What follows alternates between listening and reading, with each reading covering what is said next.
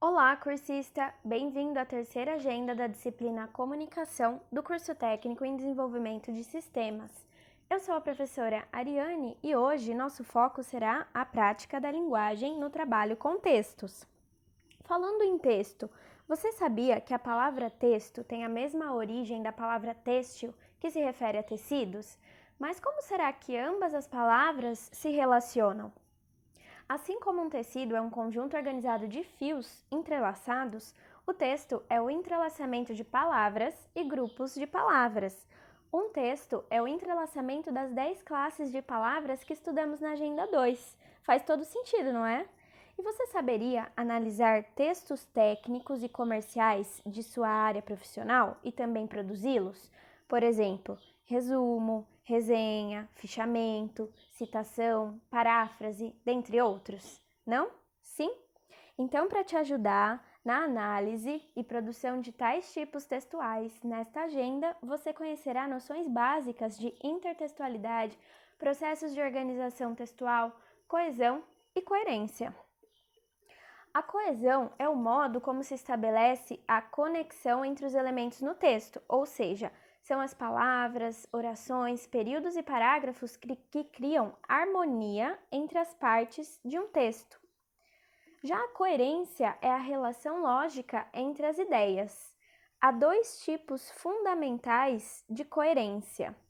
A coerência interna, como o próprio nome sugere, diz respeito à organização de uma produção textual. E a coerência externa, que é a relação entre o texto e o mundo, mais especificamente o assunto de que o texto trata. Observe a frase que segue. O funcionário viajou em visita técnica à empresa. Na empresa, o funcionário participou de um curso. Como poderíamos melhorá-la? Isto é, deixar essa frase menos repetitiva? Poderíamos substituir o substantivo empresa por lá e funcionário por ele. O funcionário viajou em visita técnica à empresa, lá ele participou de um curso. Porém, conseguimos melhorá-la ainda mais. Basta suprimir as palavras lá e ele e adicionar o conectivo e. O funcionário viajou em visita técnica à empresa e participou de um curso. Essas alterações fizeram com que a última frase ficasse muito mais sucinta, ou seja, ela passa a mesma informação com menos palavras, cansando menos o leitor ou o ouvinte e proporcionando maior coesão à produção. E para atingir esse nível de coesão, você deve estar atento a alguns elementos, como por exemplo, os elementos coesivos, que são entendidos como uso de pronomes, ele, a, isso, uso de conjunções, o e, o mas, o porquê ou advérbios, aqui, ali, lá, aí, para retomar elementos ou para antecipá-los, dependendo da necessidade. Elipse, que é a exclusão de um elemento anterior ou posterior da frase, sem alteração de sentido. Por exemplo, o funcionário viajou em visita técnica à empresa e participou de um curso.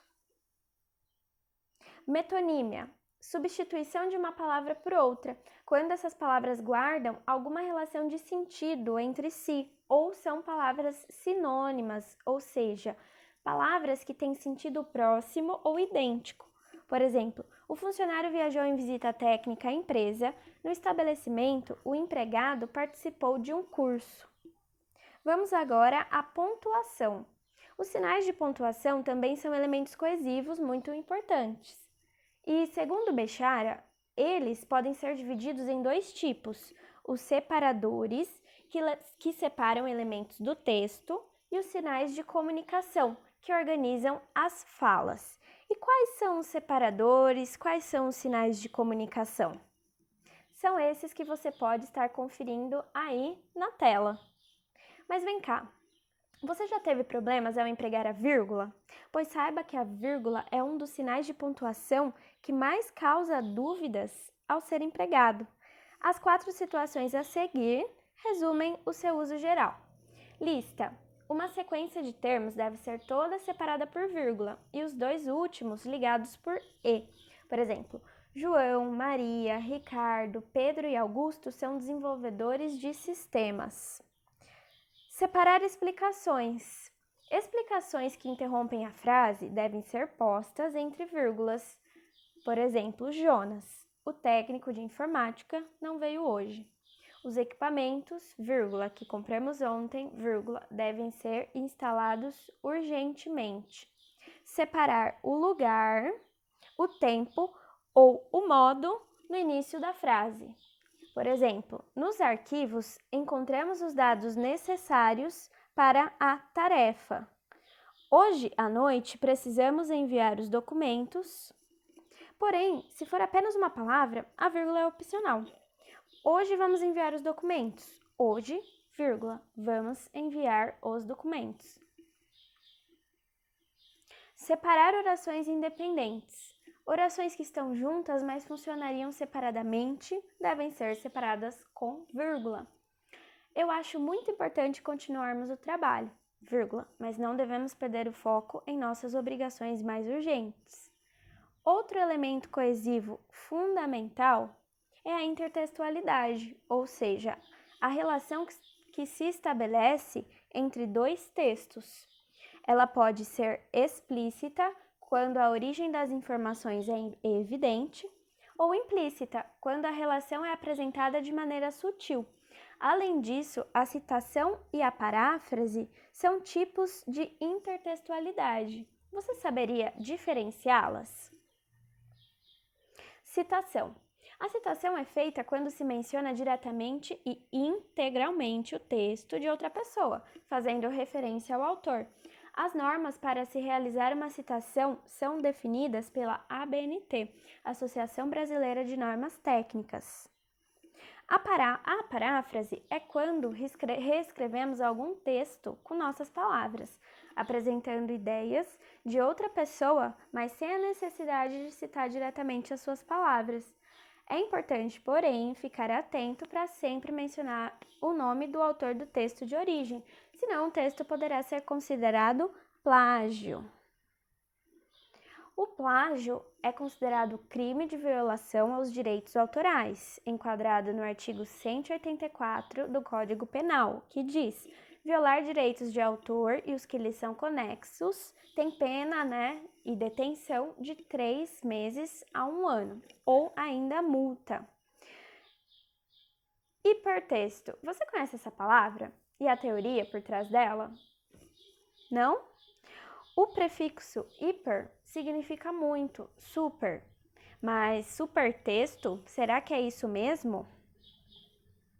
Na realidade, a noção de hipertexto, criada pelo filósofo e sociólogo Theodore Nelson, diz respeito às informações intertextuais que são organizadas de maneira em que o leitor seja livre para seguir os caminhos de leitura que quiser, sem a necessidade de estar preso a uma linearidade ou sequência de ideias. Para ficar mais fácil de entender, é só você se lembrar dos hiperlinks, que te direcionam para outras páginas, dando a você a opção de explorar outros textos que tenham a ver com a temática do texto base. Porém, é importante salientar que não precisamos estar apenas no ambiente virtual para ter contato com hipertextos. As enciclopédias e dicionários também seguem esse modelo, porque cada verbete permite a busca por outro, complementando a consulta do leitor. Ao final, percebemos que o hipertexto é um supertexto sim, pois um único texto te dá a possibilidade de acessar vários outros textos. Bom, agora que você já conhece um pouco do que é coesão e coerência, que tal iniciarmos os estudos de alguns textos técnicos? Vamos começar pelo resumo. Resumo. O resumo é um texto que, como o próprio nome já diz, resume outro texto. É breve e, em geral, apresenta apenas um parágrafo, não trazendo, portanto, muitos detalhes. Ele pode servir como texto de apresentação de um livro ou de um produto, pode servir como anotação de algo já lido e até mesmo a sinopse de um filme é considerada um resumo. O importante é que, pela leitura do resumo, a pessoa já consiga ter uma ideia geral do assunto abordado. Em trabalhos científicos, como o trabalho de conclusão de curso, é obrigatória a presença de um resumo que exponha de maneira breve as principais ideias do texto, a metodologia e os resultados esperados. Resenha. A resenha é um resumo, porém crítico, ou seja, ela traz em sua estrutura as opiniões do autor sobre o texto base. É só você se lembrar de quando está em dúvida em ver um filme ou não. O que você procura? Uma resenha crítica. A partir daí, você pode ver se o filme é bom ou não, e então assisti-lo. A resenha normalmente se estrutura da seguinte forma: cabeçalho, com a identificação completa da obra, autor ou autores, ano de produção, publicação, etc. Breve descrição da obra, como resumo. Comentário crítico, que pode ser feito ao longo do resumo ou depois, destacando o valor do objeto resenhado. Fichamento. Com o fichamento, você pode guardar informações de leituras em formato de fichas, isto é, de tópicos sobre as principais ideias do texto base. Você não pode se esquecer de identificar os dados bibliográficos da obra: autor, editora, título, edição, cidade, data, etc. E são 3 os principais tipos de fichamento. O fichamento de conteúdo, que é praticamente um resumo que será feito como uma paráfrase, porém é organizado em tópicos, indicando as ideias gerais da obra, além dos argumentos, exemplos e justificativas. E o que é mesmo uma paráfrase? É quando dizemos com nossas palavras o que o autor da obra fichada disse. Fichamento de citações. Ao invés de fazer paráfrases, anotam-se trechos relevantes da obra, com a devida indicação da página onde elas aparecem. E fichamento de bibliográfico é quando não apenas anotamos passagens ou fazemos resumos do conteúdo, mas tecemos comentários descritivos, estabelecendo relações com outras obras, e mesmo é quando anotamos ideias a serem posteriormente pesquisadas. É muito usado, esse tipo de fichamento é muito usado no meio acadêmico. E lembre-se, finalizamos esta agenda lembrando que esta apresentação é apenas um resumo do tema e não deve ser considerada como única fonte de estudo. Por isso, participe de todas as atividades e até a próxima!